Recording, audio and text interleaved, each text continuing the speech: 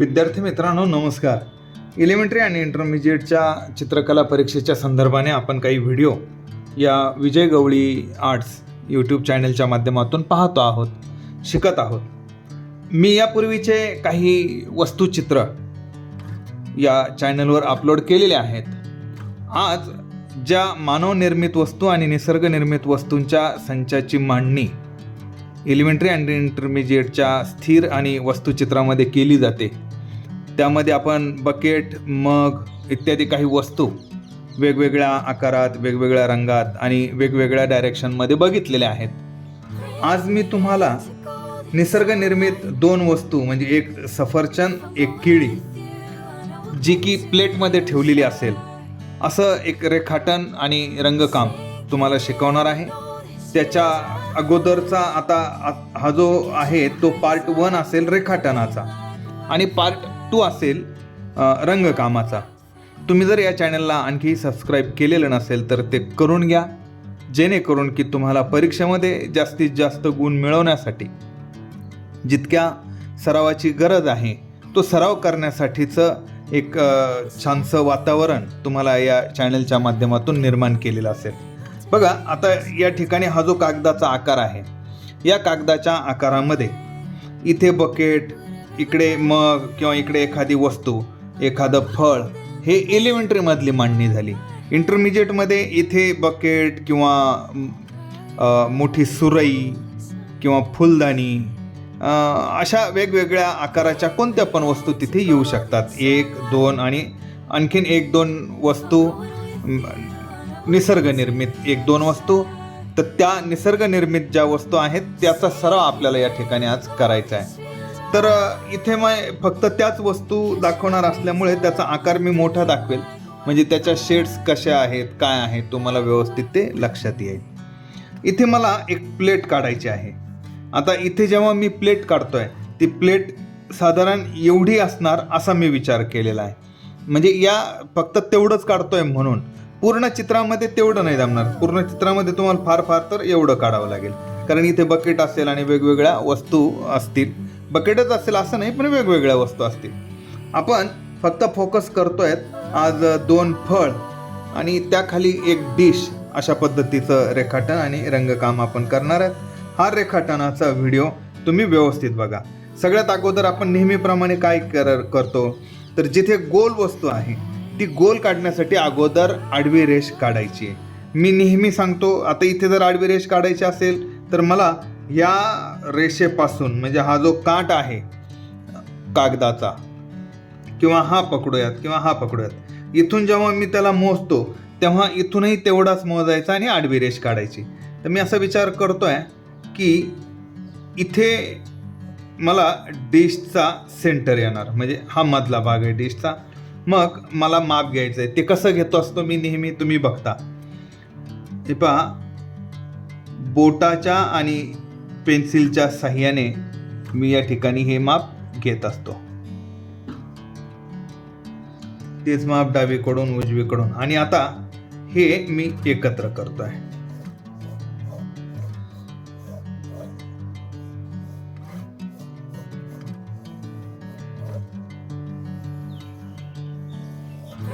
ठीक आहे.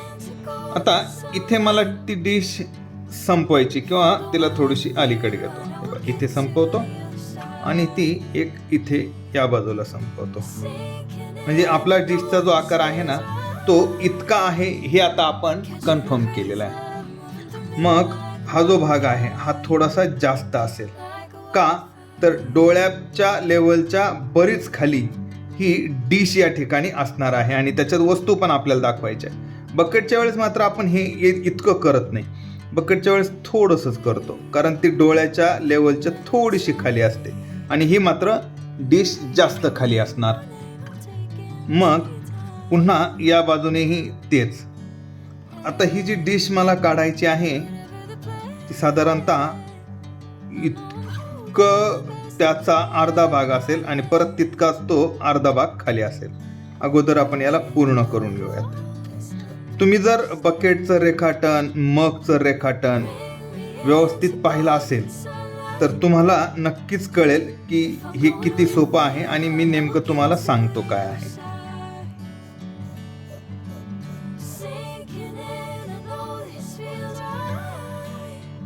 हे झालं ही वरची बाजू. आता हे जितकं आहे तितकंच मी खाली पण घेणार आहे. हे असं मोजून घ्यायचं आणि हा आकार आता अशाच पद्धतीनं एकमेकांना जोडायचा आहे. तुम्हाला मी हे शिकवलेलं आहे की एखाद्या गोष्टीकडे थोडंसं उलट्या नजरेनं बघितलं तर त्याच्यात काही चुका आहेत का हे आपल्याला दिसतात. मग आपण याला काय करूया, थोडंसं उलटं करू. हां, हे उलटं केल्यानंतर आता मला असं लक्षात येत आहे की ही जी बाजू ही थोडीशी निमुळती झालेली आहे. म्हणजे हा डावीकडचा पूर्णच आकार. मग मी त्याला काय करणार,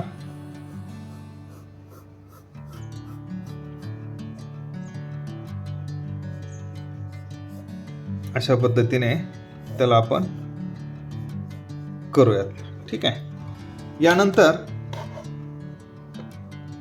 पुन्हा मी हे सरळ करून घेतो. फायनल रेखाटन आणखीन बाकी आहे, ते मी तुम्हाला शेवटी दाखवतोच आहे. इथे काय करायचंय आपल्याला, परत एक जी आत बाजू असते प्लेटची आतली बाजू, आता हा जो आहे हा बूड असेल प्लेटचा, हा भाग म्हणजे बूड असेल जो की इथे खाली टेकलेला असेल.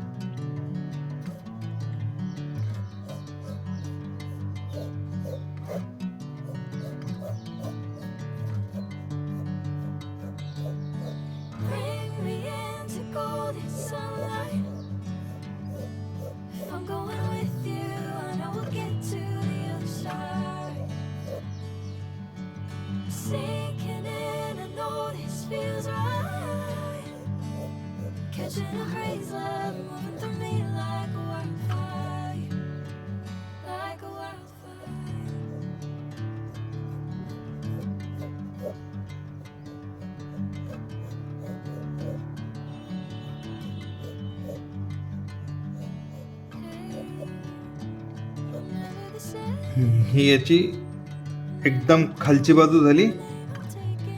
आता मला या ठिकाणी आकार काढायचा आहे. एक सफरचंद घेऊयात आणि एक केळी घेऊया.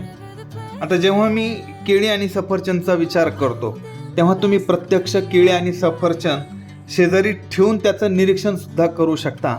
त्याच्याहून तुम्हाला कळेल की सफरचंदाची उंची ही केळीच्या जाडीपेक्षा किती उंच दाखवली पाहिजे, केळीची लांबी सफरचंदाच्या आडव्यापेक्षा किती लांब असलं पाहिजे. आता तुम्ही व्यवस्थित निरीक्षण करा. आता जे रेखाटन करायचं आहे तो मी असा विचार करतोय की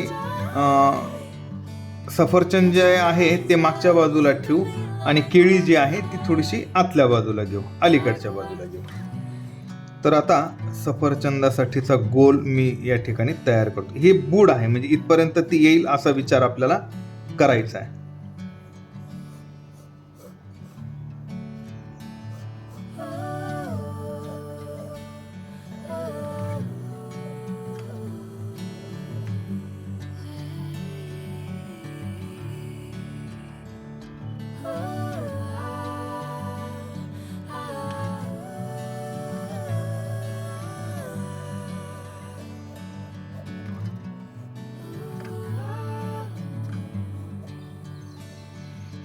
आणि इथेच आता मी केळी काढतोय.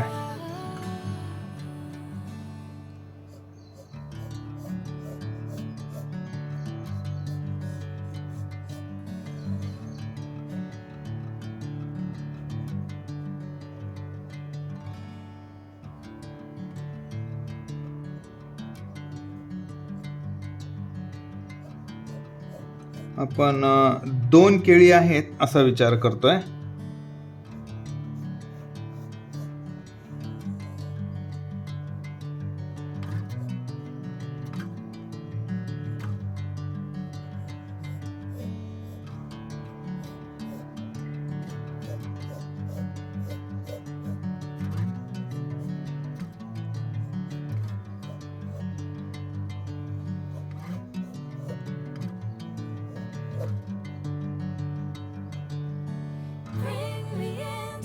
golden sunlight. If I'm going with you, I know we'll get to the other side. जितकं तुम्ही बारीक निरीक्षण करता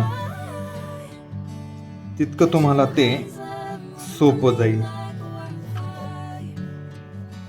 हां, हे पहा, इथे आता काय केलंय मी, एक केळी इथे आहे, ही केळी इथे आहे आणि हा सफरचंद एक इथे आहे.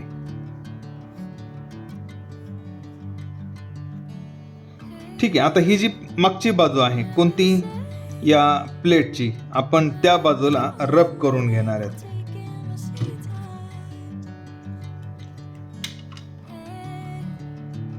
Whatever the plan, I know I'm holding the best of me out of my head. I know you always understand. Bring me into golden sunlight. If I'm going with you, I know we'll get to the other side. Sinking in, I know this feels right. Catching a breeze, love moving through me like a wildfire, like a wildfire.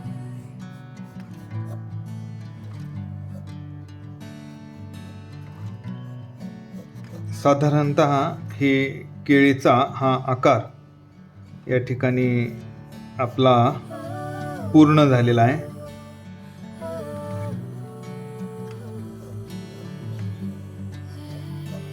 शक्यतो रेखाटन करतानाच तिथं perfection जितकं तुमचं व्यवस्थित येईल तितकी ती गोष्ट चित्रासाठी चांगली असेल.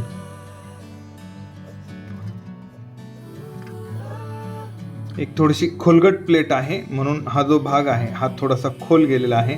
हा अलीकडच्या काठावर ही केळी या ठिकाणी आलेली आहे, कारण सफरचंद जो आहे तो बरोबर इथे याच्या मधल्या बाजूला म्हणजे त्या आतमध्ये आलेला आहे. हे पहा, हे इथे. ठीक आहे, याला मी परत रब करतो आणि